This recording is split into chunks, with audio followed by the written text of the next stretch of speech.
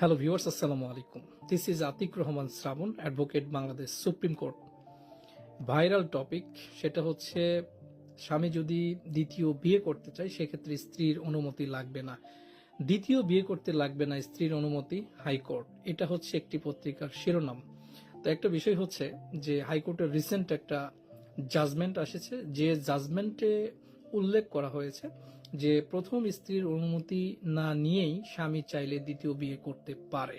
তবে এখানে একটা কিন্তু বা তবে যেটাই বললেন কিন্তু রয়েছে, সেই বিষয়টা আমি একটু পরে আসছি।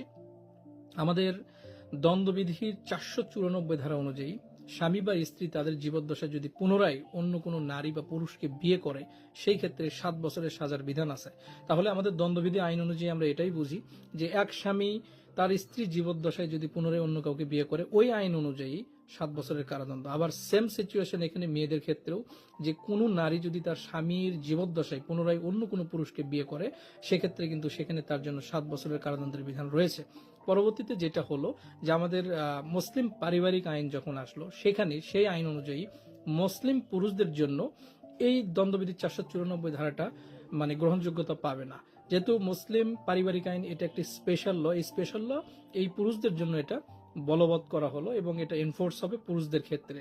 তো এখন বিষয় যেটা হচ্ছে যে ছেলেরা, অর্থাৎ পুরুষ যদি, মুসলিম পুরুষ যদি পুনরায় বিয়ে করে স্ত্রীর অনুমতি ব্যতি রেখে বা সালিসি কাউন্সিলের পূর্ব অনুমতি ব্যতি রেখে, সেক্ষেত্রে 1 বছরের সাজার বিধান ছিল। পূর্বে আমরা যেটা জানতাম আর কি, যে স্ত্রীর অনুমতি ব্যতীত যদি কোনো পুরুষ পুনরায় বিয়ে করে, সেক্ষেত্রে কিন্তু আমরা এই আইনি মামলা করে থাকতাম। এখন বিষয়টা ওই রকমই, এখানে একটু সংশোধন ঠিক বলবো না, এই জিনিসটা ক্লারিফাই করা হয়েছে। আমাদের মুসলিম পারিবারিক আইনে স্ত্রীর অনুমতির কথা এটা স্পষ্টভাবে উল্লেখ নাই।